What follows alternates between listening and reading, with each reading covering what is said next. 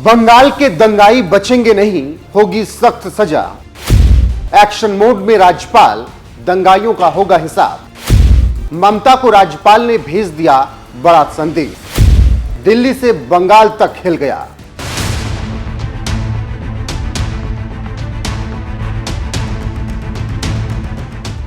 नमस्कार, मैं हूं आपके साथ रोहित और आप देख रहे हैं NF न्यूज।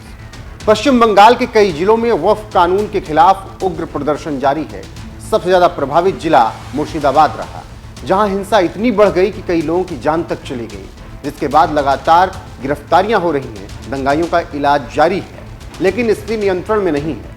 ऐसे में तमाम सवाल ममता सरकार से किए जा रहे हैं, क्योंकि ये कोई पहली बार नहीं है जब बंगाल में इस तरह की स्थिति बनी हो।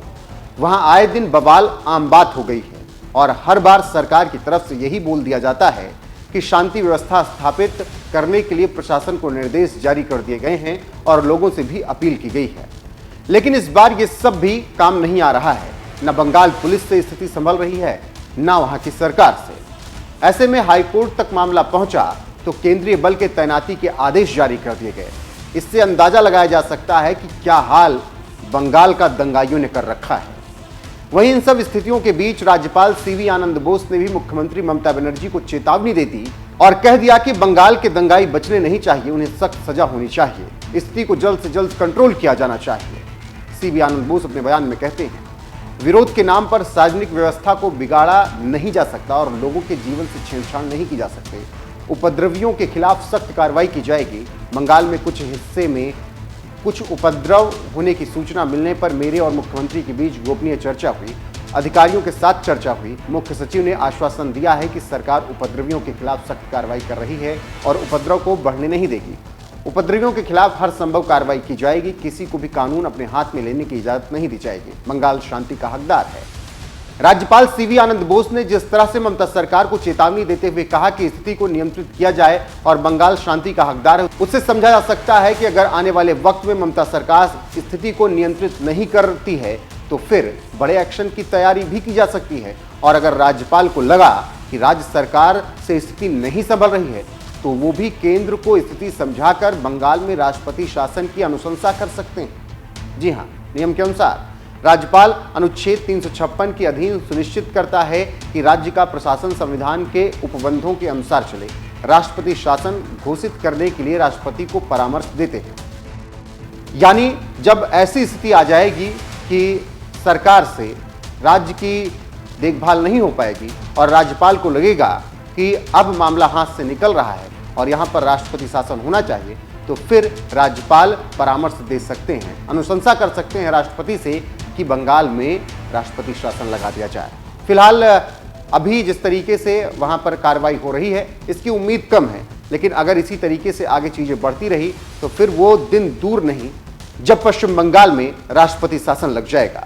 फिलहाल तो जिस तरह की स्थिति है, मुर्शिदाबाद के साथ साथ कई जिले जल रहे हैं। उससे तो यही लगता है कि बंगाल में अगर जल्दी सब कुछ ठीक नहीं हुआ तो फिर बड़ा फैसला लिया जा सकता है। बीजेपी के नेता भी लगातार यही मांग कर रहे हैं और कई लोग भी कह रहे हैं कि बंगाल में राष्ट्रपति शासन लागू कर देना चाहिए, तभी यहां की स्थिति ठीक हो पाएगी। रेसिडेंस रूल्स के अंदर चुनाव कराना चाहिए, नहीं तो यहाँ का राजीव कुमार, मनोज वर्मा ये पुलिस नहीं है, ममता की कैडर है। हम लोग जिहादी का साथ लड़ने के लिए तैयार है। जो करना है करूंगा, न्यूटन का थर्ड लॉ है, लेकिन पुलिस को न्यूट्रल करना पड़ेगा। ECI के विदाउट प्रेसिडेंट्स रूल बंगाल में चुनाव अच्छा तरीके से, डेमोक्रेटिक वे से, ट्रांसपेरेंसी से नहीं हो सकता। जहां हिंदू 50% से कम है, उस बूथ में ये लोग हिंदू को वोट डालने नहीं देगा। इसलिए on the eve of election ECI should recommend president's rule in Bengal. It's not my demand, everyone demand.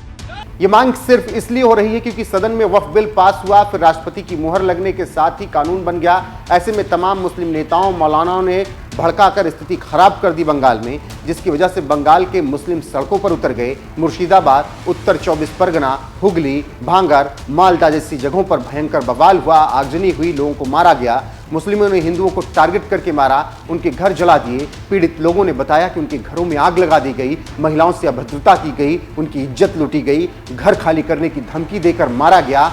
इसके अलावा उनको बेइज्जत किया गया और उनकी संपत्तियों को लूटा गया।